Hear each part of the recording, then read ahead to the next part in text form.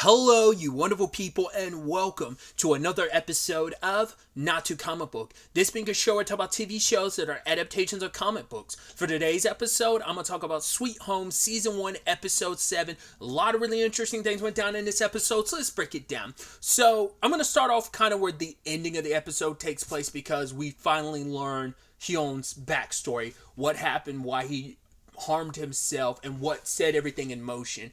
And it seems like I kind of guessed it in a previous episode. I suggested that maybe the person who was starting stuff with him came from a powerful family, and his family kind of made him feel like he was in the wrong when in actuality it wasn't. Because it turns out the guy that was starting crap with him, who turned his friends against him, he basically did everything he could to make Hyun's life a living hell. And it's like, why did you do all this? All Hyun did was offer him a hand, gave him some coins, and he was like, "Oh, you're arrogant." I was like, because I guess in his mind, it's like, you look down upon me. You think like, "Oh, I need you." It's like, no, I come from a respectable family. Just the fact of the matter is that you had the audacity to think of me as lesser than. Like, you gave me those dirty coins, and it was a clear day. That's why I'm doing all this to you, just for that, because kid's a sociopath, and he did it just to screw with Hyun and turn everyone against him. People who were his friends, like, yo, you even talk to him, I'm gonna kill everyone in his classroom.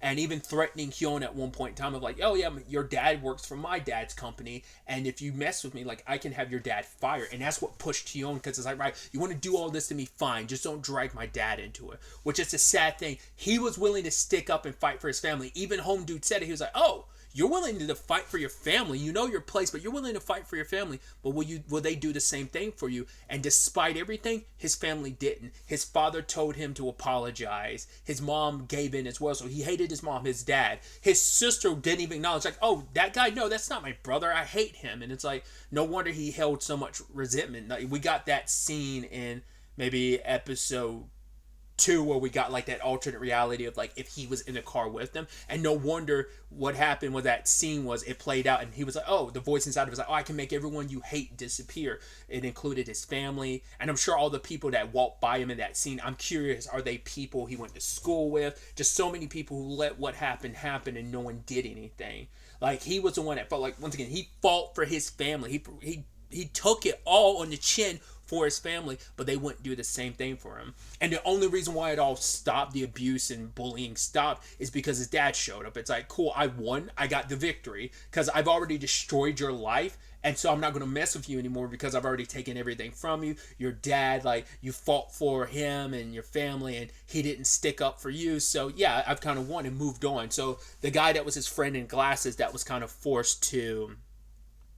He's like, yo, if you walk out in traffic and get hit, I'll pay for your mom's surgery.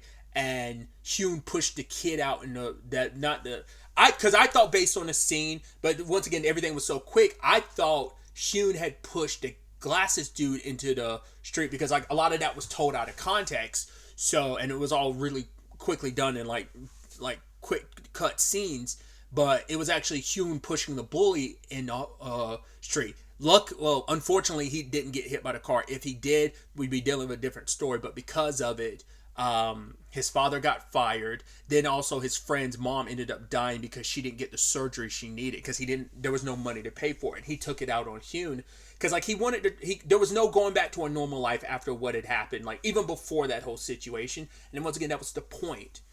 And Hyun just felt like he failed in so many regards, and that's why he did that to himself. And it's just like, damn, dude, it sucks. I'm so curious where that dude is now, that bully. It's just that situation of the story where you're just like, I wish he was still around so that Hyun could have his revenge, but there probably isn't. I mean, I'm curious, will there be any tie-in to...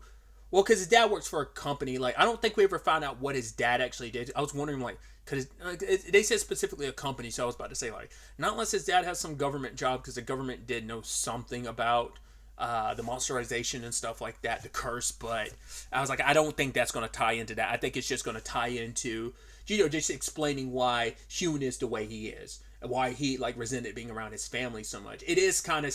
It makes you go, like, I can understand why he wanted nothing to do with his family. After that, after such a big betrayal, and especially when your family talks about you in a certain way and just kind of want to put it all on you of like, oh, like the dad pissed at Hyun for acting a certain way and that his mom didn't do enough to kind of correct that. But it's like, all of you were at fault. And I think that's what ate up his mom the most, because she regrets what she did because it led to her son trying to hurt himself. I think they all took part in knowing like, yeah, it is like we all had our own part to play in it, but the dad wasn't really taking any responsibility for the situation playing out like that, because I'm sure in their eyes it's like, no, he's his own man, he should be responsible enough. That was him, it was his decision to make. But it's like he felt boxed in, like there was so much falling down on him because of something that wasn't even his fault.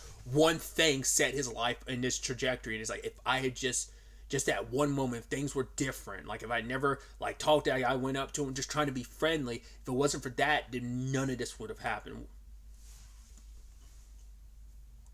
I do hope the guy's alive so that Hyun and him can cross paths again, but there's a good chance the guy's not alive. But fingers crossed, hoping he is, because I need them to face off against each other. But it's like the bastard's probably dead in some shape or form, but it feels like poetically him being alive tied into the story in some regard of not just being tied to Hyun's past but also his present and future feels very poetic from a storytelling perspective. So I do hope he's still around, because what's interesting too is like based on it, like with the and this when the because the manhwa, the webtoon dives into his past a little bit more, because we only like this is like we kind of got everything all at once. Whereas, like, in the manhwa, it was sprinkled in. Like, we got some of that, but then eventually, I think you get a little bit more. But it's like, we got those little quick cuts early on, and this is us getting everything all at once. Whereas we didn't, where I was in the webtoon, we only gotten some of this story. Well, I think it's interesting. They didn't show that, like, either that was just, where the manhwa was, where I read in the webtoon, they had not revealed the bully's face. So for them to hide it felt like, is it supposed to be because he's not important? Or is it supposed to be like, no, you're going to hide his face because it will be significant later on, which makes me feel like he might pop up in the story. Once again, that's just pure speculation on my part. That's just based on, like, it's so interesting that they would bother hiding his face, especially considering, I mean, obviously you can't really do that as much with, like, a live action, but because maybe in the webtoon it's like, no, who he was doesn't really matter. He did the damage he did, that's all that really matters, that's all his character is. But it feels like it could be more relevant, but who knows? So we'll see how that turns out. So I just kind of want, because that was so fresh in my head, because it was in the end of the episode, I just want to kind of talk about that first. But we can rewind the entire episode and pick up in the aftermath of everything where last episode left off. In the parking lot, they're hiding from the fast creature. Hyuk is setting off all these car alarms to kind of distract this thing. I mean, obviously it moves super fast, so eventually him and Jaehyun ended up getting a car, and the thing ended up coming after the other group, and they ended up kind of ramming into it with a car. Everyone got on board, and as they're driving through the parking lot, all these other monsters come out of hiding, so they're fending for themselves. Jaehyun had to cut Jisoo's hair just because one of the monsters was grabbing onto it. So they crashed the car, but luckily the old man that's with Yuri ends up showing up, flamethrower in hand, and starts blasting all the creatures. So I mean, I don't know if they're dead. I'm sure if they sustain enough damage, even they can't come back from recovery. Because the biggest question I had was like, well, all Sang-wook did was kick the ever-living crap out of the actress next door, but she might have still technically, because I was still expecting her to pop up at some point in time, but she didn't. Not unless she was actually one of those creatures in the basement that we saw, the basement slash parking lot. Like maybe she was there, and because we did see one in a female monster that was in a t-shirt, but I don't know if that was her or not. My thinking is she might have still been in that golden hour, so when Sang-wook kicked her like crazy, he actually did kill her because she wasn't fully monsterfied yet, so she still was killable. Like she hadn't reached that stage where she could recover and regenerate yet. So, but it also seemed that maybe it is a thing of, if they do, it's hard to kill them, not completely impossible. So it's like, if you do sustain enough damage, like burning them like that, then maybe they will die, or maybe they're just because that's the same area they're in later on when they get inside the car. So it's like, yeah, it's definitely cleared out because a lot of those things are dead now. So we also pick up with Dusik and the little girl where they're trying to fight that monster that's got her. The other people are hiding out because they're too scared to get involved, but Yeonyu and Yori end up going to help out, and they're trying to hold the monster up. The little girl gets free. It stabs Dusik in the leg. Luckily, he can't feel anything, so luckily the rest of the group shows up, and they got both of them out of the way. The little girl came back with a Molotov and ready to toss it and just die. But yeah, this thing ended up escaping, and it ended up being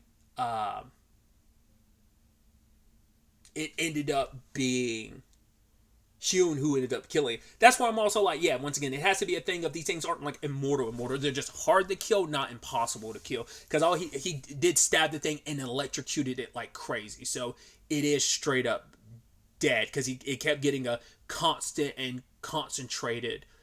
I mean, because luckily it couldn't do anything to Hyun because like any damage Hyun sustains, he's going to recover from. It might take a little while, but he'll recover from it. So he's steadfast, eyes turning black. Well, I think that happened after. Well, no, I think it might have happened during that segment that his eyes shifted over. But definitely ended up killing the thing. Everyone's watching, and he comes out victorious, and his eyes are black. But then they revert to human. It's like, despite everything, he's still fighting back against it. And he's about to lock himself back up after everything.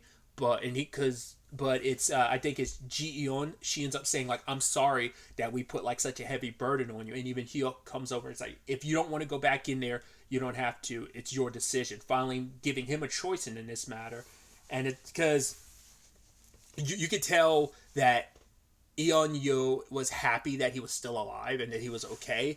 But it's like, I think for Hyun, it felt nice to feel like, oh, like they don't view me as much as a monster. Granted, he still gets the odd stares when he's going to go get his food, which I love that whole sequence between him, Song Wook, and the old man Yuri takes care of, because it's like they kind of had nowhere to go to eat their food because they're kind of the outsiders, and there's like a pallet there on the ground, and both of them just standing there because they don't know what to do because they're both the outsiders, but it's a little awkward being around each other sitting together, so they're just standing there. So the old man goes, sits down, and is like, all right, do you have nowhere else to go? Come sit down. And it's like, oh, there you are with your scary scarred face, and you, kid, what's up with that mark on your arm? He's like, looking at this scar from when he cut himself. But then he shows his chest, and he's like, his stomach. He's like, look at me. I've also got my scars too. He's like, I've had almost every organ in my body wasn't healthy. So he's probably had multiple surgeries, like trying to, fix his organ situation, which is really sad. But he was like, hey, do you know how I've managed to stay so alive? He's like, by eating healthy. So stop sitting there like some idiots and just eat your food because you're kind of making me lose my appetite. So they kind of scarf down their food. And it's just like, I love the old man coming through, just kind of giving these little moments here and there between characters. Being there to kind of help out Sungwook and Hyun in that regard when they're so awkward. Sungwook also had that situation with Yuri, which I thought was so neat. Yuri, where she had called him out for, right, you want to die? Don't do that. Like, don't just kind of give off this energy like you're giving up, especially when you're surrounded by so many people who are fighting so hard to survive, and here you are just so willing to give up. And for him, it's like, oh, like, why do I need manners considering the world is over? It's like, yeah, sure, but we're still here. We're all trying. Essentially, we fought so hard to be here, to survive, to get to this point, and fought so hard to live as decent human beings. And it's like, you have to respect that. And it kind of got to Sungwook, and he was like, you know what? If you want to bandage my wounds, you can. And he ends up taking up his shirt. He still has that bandage wound from like when the actress turned into a monster and bit his shoulder. So that hasn't really been properly taken care of. But she finally sees his back and sees all the burns on his body, and she didn't realize how bad it was. So she doesn't really push it. She just takes care of his wounds, and he's softening up just a little bit. There was actually this beautiful element to the episode for a good chunk of the episode. It's just these conversations between these characters and this, who were kind of finally taking a breather in the aftermath of everything. But I mean, it's like all the while that's happening, kind of there's good and great conversations and moments between characters, like everything between Yoon Yo and Un Hyuk, where she's like bandaging up her leg and her brother comes in to bandage it, help her. It's like, okay, I'm here. And she has his glass. She sees his glasses and she bandages him up. And then he looks up at her and she's crying because she's been trying to hang tough the entire time.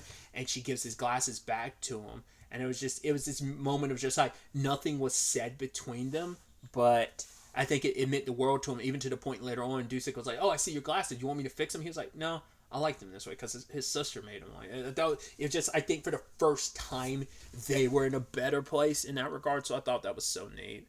Ji Eun, who tried to be the first one to kind of talk to Hyung, being like, "Hey, I'm sorry." When it came to food, she was like, "Hey, do you want mine?" And Hyun was like, "No, I'm good." But it's still that awkward thing of like everyone else is being awkward around him, of like, "Oh, we can't really be around this guy," so not really knowing how to be around him, which even the dog lady calls him out, like, "Hey, you idiots, like, why are you just staring at him like that for a day?" Like, "Oh, we can't help it."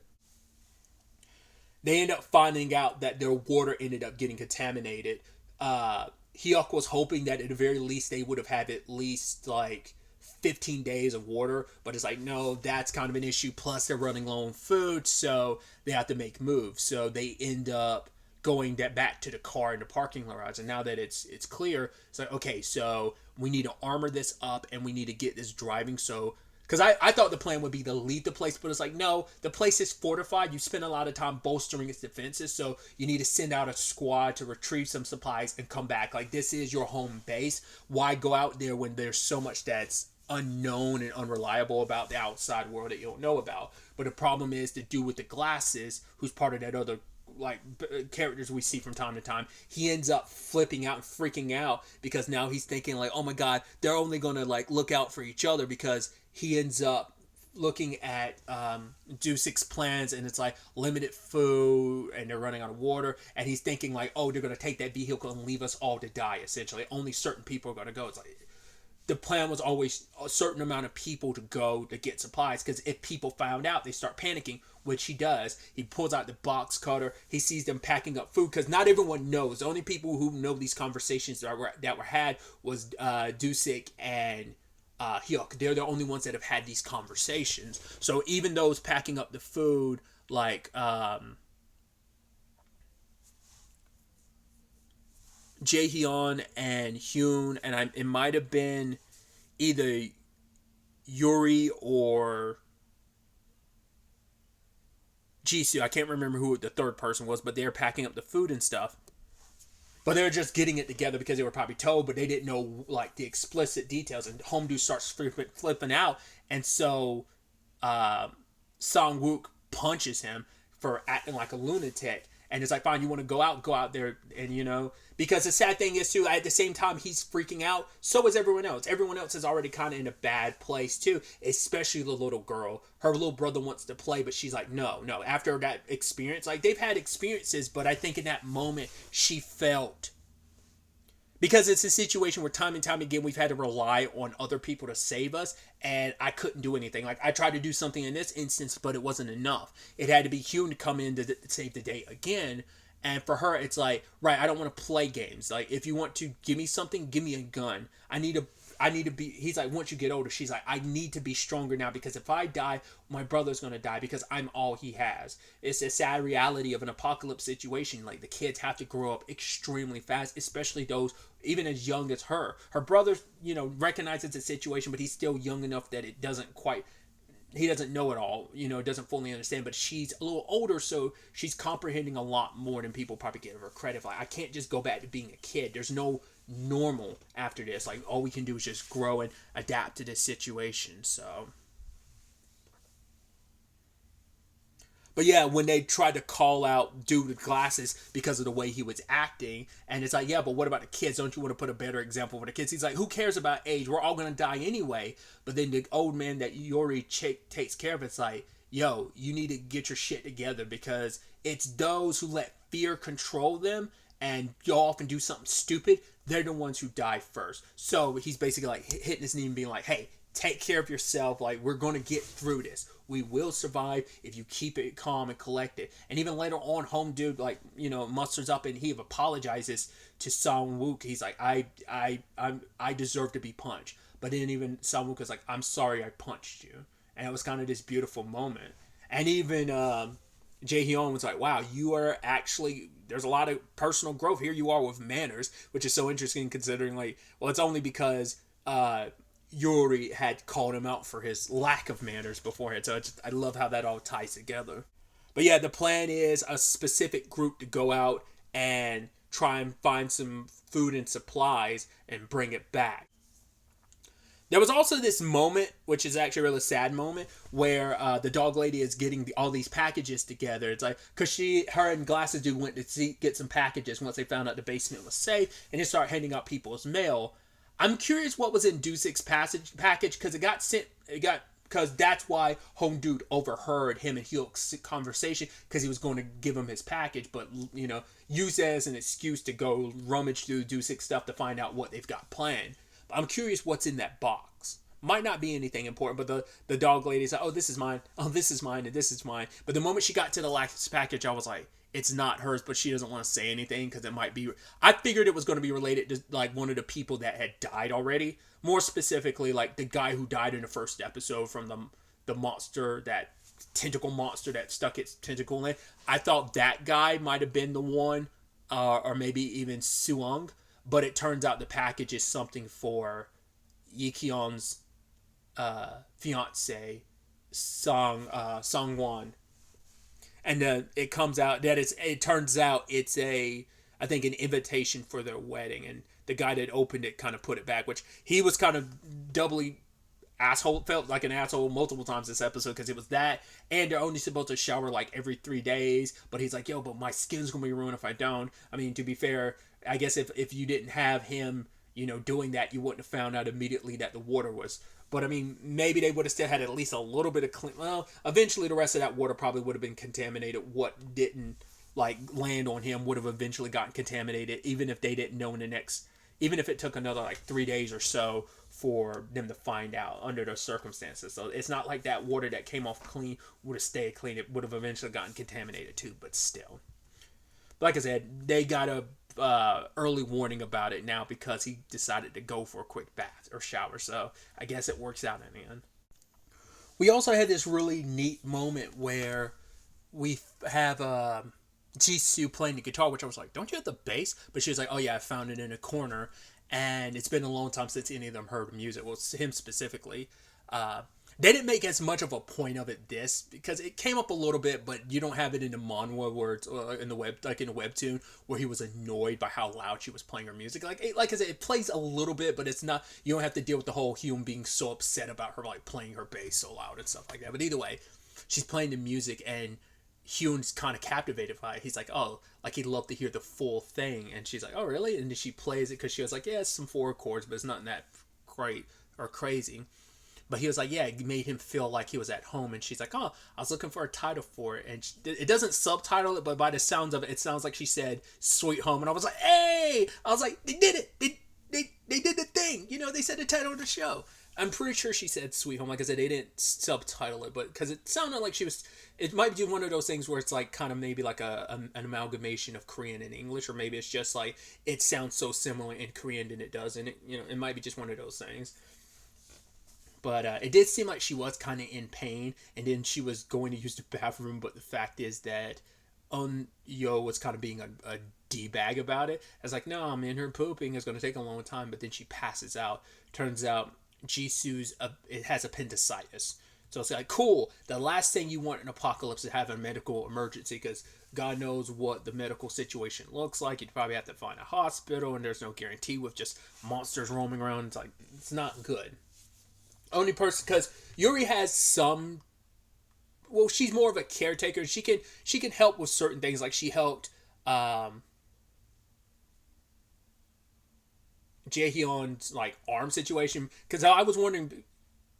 I mean, you don't have to have medical background to be a caretaker in some capacities. You just had to know, like, oh, I had to take care of this person. I mean, it helps to have a medical background, I'm sure. And maybe she does, but not in a, I mean, no, knowing how to perform surgery and having, like, any form of medical background, like, helping with small things and getting someone to take their medication, not that, but in this case, it's like, yeah, she's going to need a surgeon because if it keeps on going, it could be a bad situation. She could ultimately end up dying.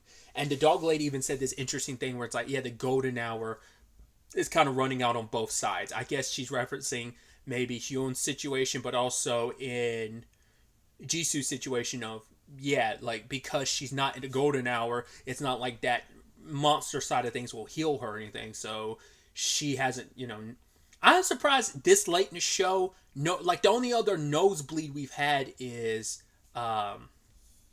Seok-hyun. He was the only other nosebleed we've gotten. Like, no one else amongst the characters we followed so far has gotten the infection. So I think that's so interesting. They go this far in the first season. There's only like 10 episodes, so we've got like 3 episodes left, and no one else has gotten it. Yeah, it's pretty impressive. But I guess that's just meant to be like maybe it's going to be a cascade of like everyone kind of getting it roughly at the same time type of situation. Who knows?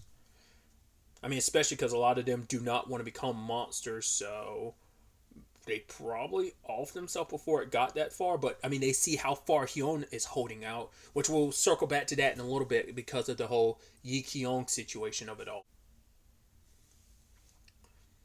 There's only so much Hyuk can do because he's not, like, he's gotten medical training, sure. And I thought it was kind of an interesting little detail to sneak in there where Yeon Yo is like, yo, my bro, even though my family was poor, he still got medical training. Like, he went to medical school enough, even though my family was poor. So he can help, but even him is like, I'm not good enough. But his sister's like, do something for her, because if you don't, she's going to die. Are you going to be okay with that? So, I mean, I love that everyone's coming together, like, taking part in all of this. It's like, right, we've got to, go get some supplies for her. And I even love, before sending them off, he talks to Hyun, and he's like, right, if things go south, getting food is the sub goal, saving Jisoo is the main goal, which I love that it's the inverse of what he told him a couple episodes back when it came to Dusik and the kid. So it's just nice to see that pragmatic side of things. Like, I'm sure he could still probably justify it pragmatically, but it's just purely his emotions getting in the way of like, right, I don't want anyone to die. I want to be able to save as many lives as I can, and keeping her around is going to be the best thing for everyone, and I just don't want to be responsible for any more deaths, so I want to do everything I can to save her. And Jisoo actually has this really interesting conversation with Jae-hyun, because he can't go because of his arm being the way it is. He wanted to go, but Sung-wook decides to go in his place, and so will Yuri, even though, like, the old man she's taking care of, I think it's Mr. An, being like, no, you can't go. But she's like, I need to, because I'm the only one that knows exactly what they need to bring back for Hyuk to use for this surgery. And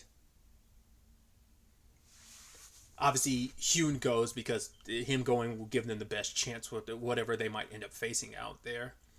But circling back, Jisoo and Jae-hyun are talking about their first birthday ceremony, which I was like, I feel like I vaguely remember what they're talking about. Like, hey, there's items put out in front of you, and what the child chooses kind of says a lot about their life.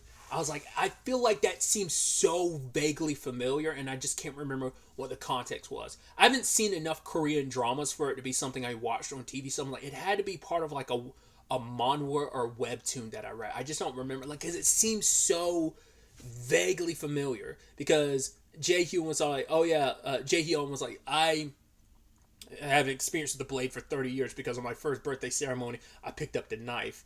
And for Jisoo, she picked up the thread for a long life, and he's like, that's nice. And it is kind of, I think for her, it's just the irony behind that. Plus, we still don't know the relationship she has with the person.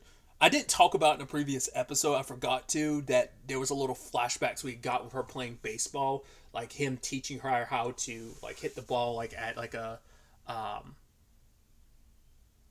don't know what you call those, the places where the ball shoots at you and you can just bat.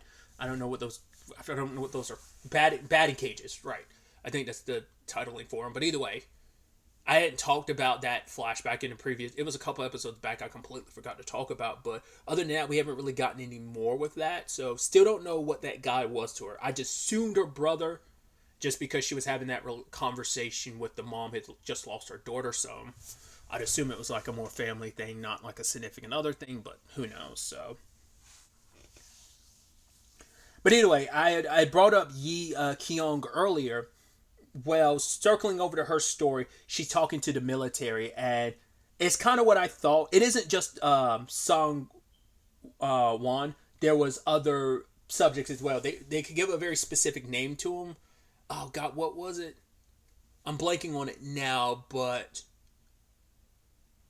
basically, it like people who've held off the infection and kind of not turned into a monster for a long time get put in a special category of the infected. And they've had quite a few subjects, but the problem is they either died or they ended up transforming into monsters. Because she said we did have one, but they escaped, which I'm like, that seems extremely plot relevant. But I was like, who the hell is that and where did they go? I wonder, is that going to actually be Song Won or is it like someone else completely different? But basically, 15 days ends up being that sweet spot. After a certain point, it stabilizes, but usually after the 15th day, that's when shit kind of goes wrong, and that's the real test of whether someone's in that state of whether they can hold it off or not. So it's like, right, I hope that kid really is able to be as special as you said he is. I think that's it. And it, like special infectees or something like that is the category. For those who are able to fight off the infection for like long period of times. Like I said, even just 15 days being that point. We don't know what day we're at currently. I think they had some point of reference, time frame reference, I believe. Well, because Hyuk said like, oh, he thought it lasts 15 days. I thought going forward that they had 15 more days, but maybe he was saying in totality, I thought it'd be 15 days. Like I said, the last measurement of time we had definitely gotten was like 4 days, and then maybe it's been a couple days since. And so, like I'd say, we're pushing past a week, maybe. Maybe we're just over a week at this point in time. I don't know. They've kept the time frame. It's a little ancillary. It's important, but it's not going to be important enough until they reference it. Then it'll be like, okay, it's significant in this regard because who knows how long Kyun's been able to kind of fight it off. But we've seen so many other people around him not fight it off nearly as long as him. So he does seem to be a special case for whatever reason. But they do give Yi Kyung like it looks like it's almost like a device to be like, hey, press this and this will let us know like to come in. Because she's probably going to try to get Hyun by himself and then bring in the squad to like snatch him up. That's probably the plan. Because the military pretty much rolled in super deep at that facility. Like I said, we got it at the beginning of the episode. I mean, because it's the apartment building. So once again, maybe that plays into why he's the only one that comes out and no one else did. Either they are dead back there or he's doing this to kind of give them more time. I don't know. Like we still got 3 episodes for things to kind of play out. But it also makes it a little sucky. Like, oh, you're going to go back there just to kind of hand him over to be a test subject. It's kind of wild. It's going to be interesting to see how Yi Kyung ends up deciding to play this out. But just as our trio of Hyun, Sangwook, and Yuri end up leaving, they get attacked. We hear a growl, but for them to kind of get hit as hard as they did, I can only assume it's the big muscle thing. Because the last time we saw it was the episode where Sangwook had thrown Yoonjae's body out there, and that tentacle thing with the tentacle tongue ended up eating, and then like eating his body, or at least getting substance from his body, and then the creature grabs it and tosses it. So we know it's still out there. So we didn't see it at the end of the episode, but I'm assuming that's the one that rammed him. I mean, it is big and muscular, so it would make the most sense for it to do that, especially considering like, well, the other 2 creatures it could be, if tongue tentacle thing isn't dead yet, there's still half a head still out there, and his thing is sending out like extending out its arm and then expanding it like a branch. So none of that fit what happened. So it feels like it's more muscle dude. But we'll have to wait to see where the next episode ends up taking us going forward with all of this. But really, that's all I wanted to talk about. Until the next time we meet, be happy, be safe, live life to the fullest, and enjoy it. Good day and good